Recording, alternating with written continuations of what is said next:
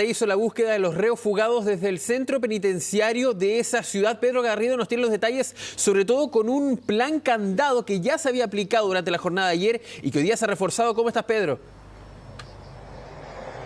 Hola, ¿cómo están? Buenas tardes.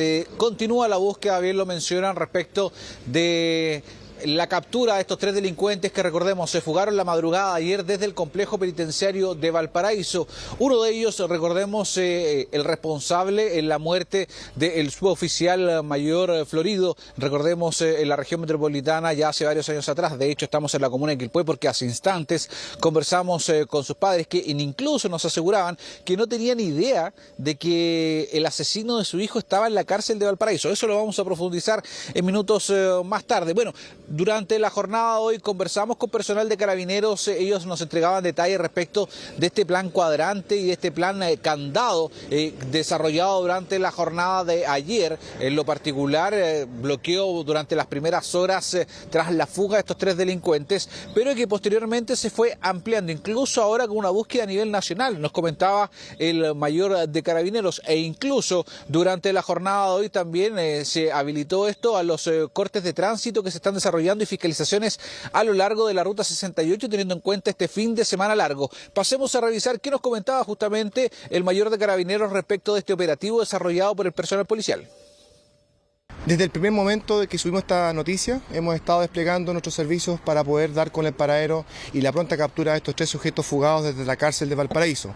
Para ello hemos desplegado, en conjunto con el Ministerio Público, un equipo multidisciplinario de Carabineros de Chile a través de los S9, de las CIP también de acá de la región de Valparaíso, para poder dar con pistas que nos pudiesen conducir a la detención de estos sujetos. Es que este plan candado se extiende después posteriormente hacia las ruta 68, ¿cierto? Rutas aledañas acá en la comuna de Valparaíso, para poder también intensificar los controles. Hemos estado trabajando, como yo bien le digo, en la ruta segura, pero también hoy día con un foco puesto principalmente en obtener algún tipo de información del paradero de estos sujetos que se escaparon el día de ayer. Hay un vehículo, ¿cierto?, que está siendo periciado, que hoy día es como el foco de la investigación para poder ver de dónde provenía ese vehículo, pero hoy día todo eso está siendo investigado por nuestros equipos especializados.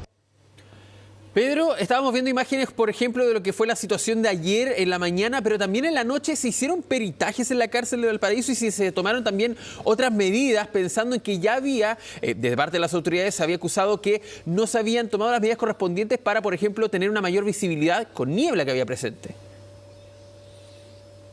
Bueno, de hecho, recordemos, durante la jornada de ayer fue el propio subsecretario de Justicia, y también lo confirmaba el director subrogante de Gendarmería, el director nacional, que la plana mayor del complejo penitenciario de Valparaíso, o sea, la cabeza organizacional, fue removida de su cargo. Van a ser trasladados a otros centros para cumplir funciones.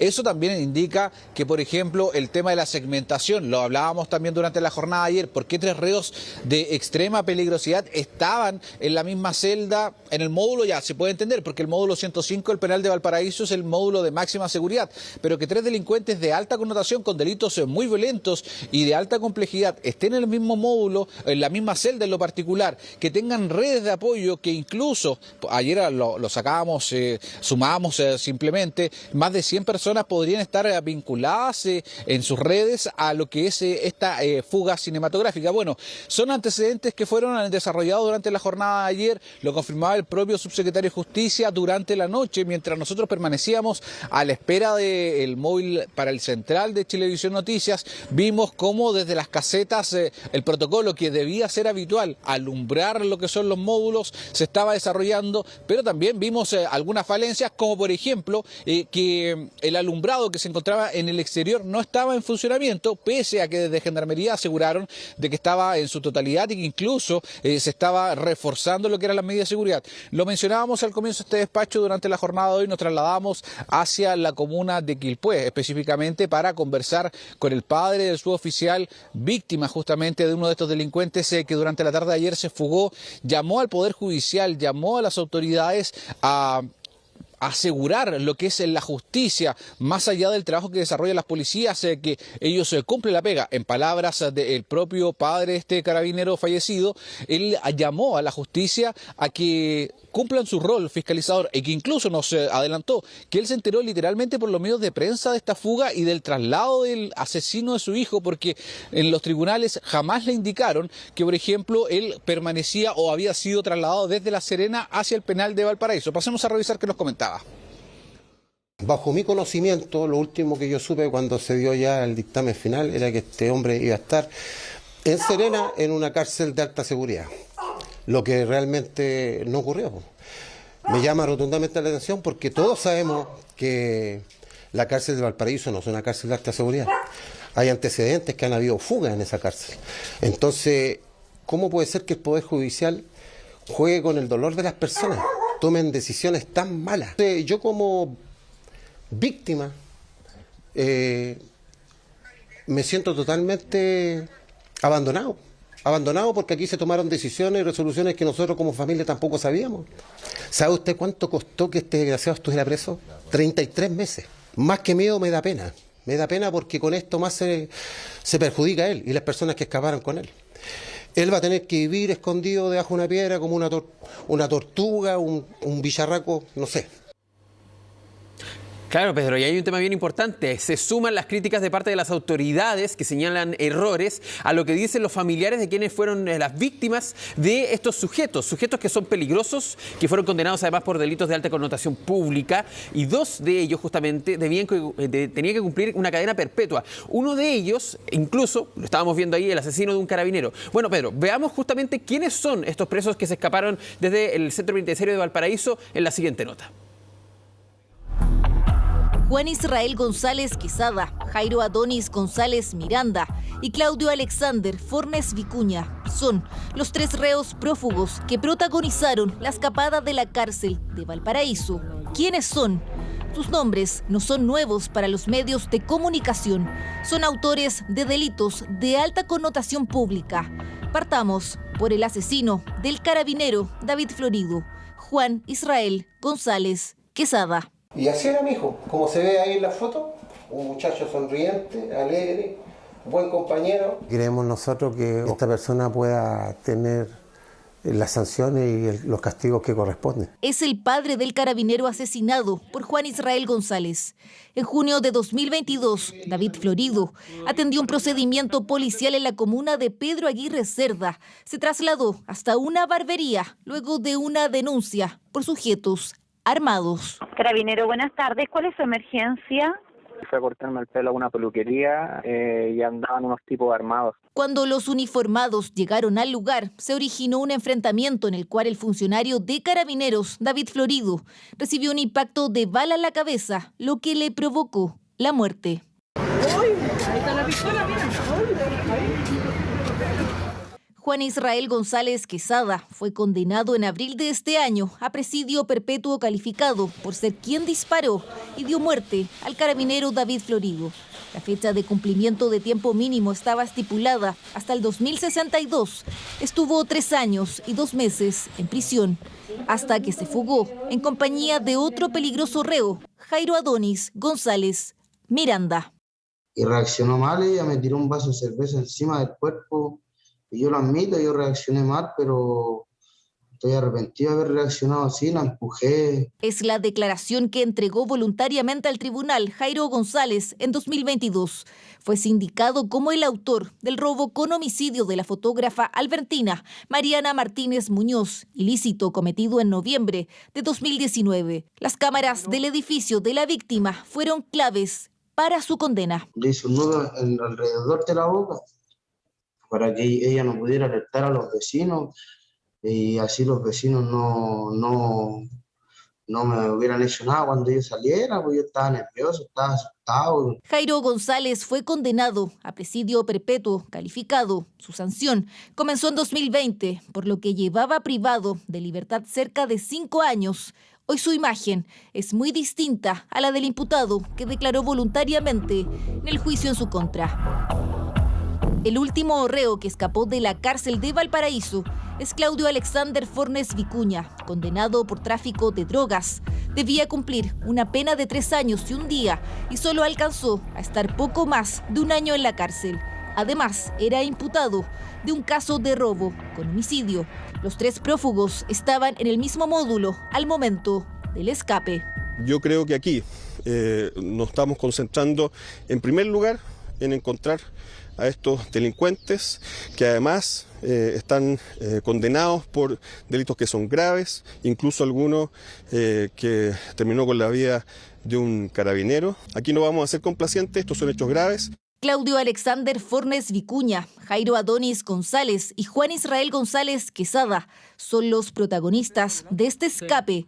2 de ellos debían cumplir cadena perpetua. La huida de estos delincuentes alerta a las autoridades por su peligrosidad y abre las heridas de las familias de las víctimas.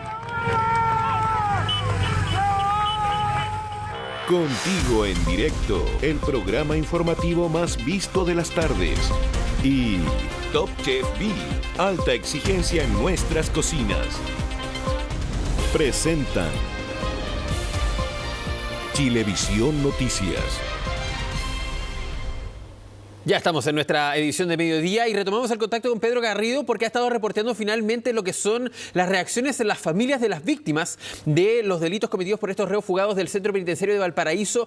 Sobre todo, Pedro, por la situación que ayer ya acusaba el subsecretario de Justicia, pero que hoy día incluso abordó el ministro en una cárcel que ha tenido otros episodios de fuga también en la región costa de nuestro país. Exactamente, de hecho son al menos 3 las fugas, por llamarlo de alguna forma, significativas que se han registrado acá en el complejo penitenciario de Valparaíso. Incluso, recordemos, fugas en la última década, al menos 3 o 4 que han sido ampliamente cubiertas justamente por Chilevisión Noticias.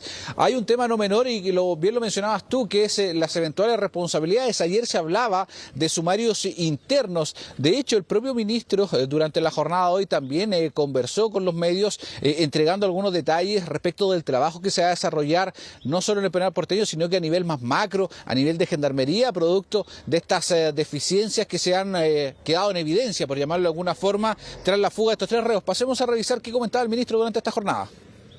Este informe se lo entregará también al señor subsecretario de Justicia para que una vez que se realice este trabajo, se tomen todas las medidas que sean necesarias para mejorar la segmentación y la clasificación de toda la población penal de nuestro país. También realizaremos, como tercera medida, un plan de fortalecimiento de la dotación de los funcionarios y funcionarias de Gendarmería en los establecimientos penales de nuestro país.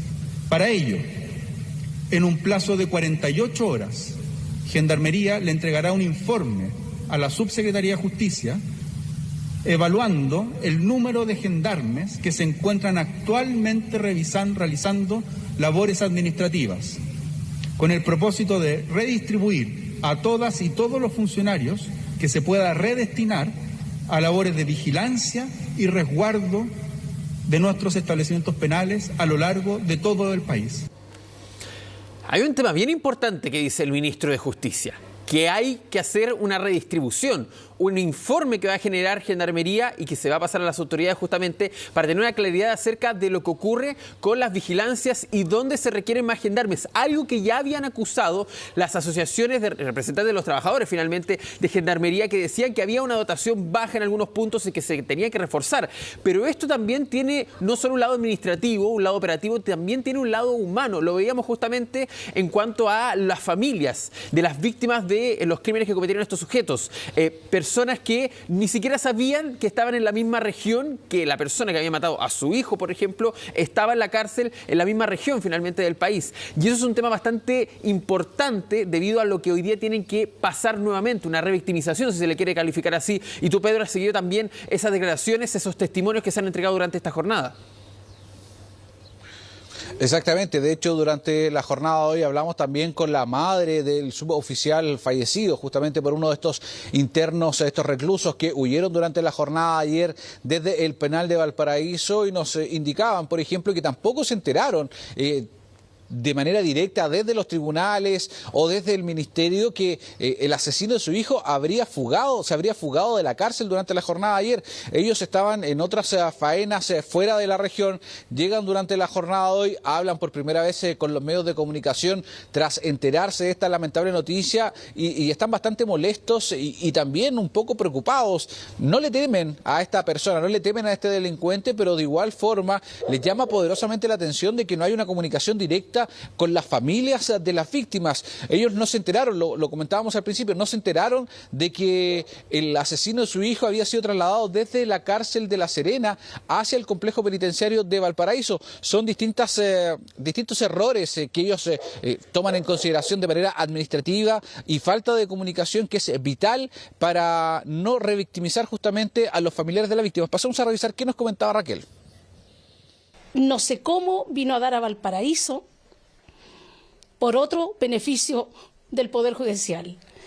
Yo tengo mucha pena, pero esta pena yo la voy a convertir en rabia, porque es demasiado. Yo tengo una nieta que dejó mi hijo de 9 años, una de 3 años y medio. La de 9 años no ha podido ver televisión estos días, porque ella confió en que los tatas hicieron la pega y que la justicia hizo la pega. Y sin embargo, hoy tenemos que estarle ocultando esto para decirle que el asesino de su papá está suelto, está libre. Y era uno de sus mayores temores, que el asesino del padre nos matara a nosotros. ¿Cómo explicas eso? ¿Cómo le explico yo a mi nieta de 9 años? Entonces, esto va mucho más allá de que se escapó, que lo ayudaron, que no lo ayudaron. Aquí hay un daño y nosotros somos las víctimas.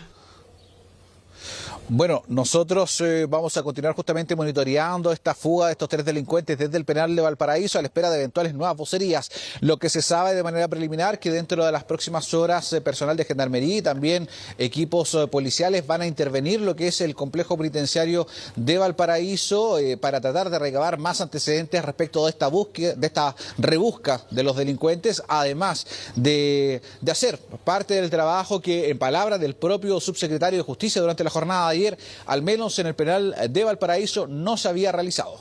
Exactamente. Y otro punto también que se tiene que seguir constatando, que es quiénes los ayudaron finalmente para poder escapar de este centro penitenciario. Pedro Garrido, con la información desde la región de Valparaíso, muchas gracias por el contacto.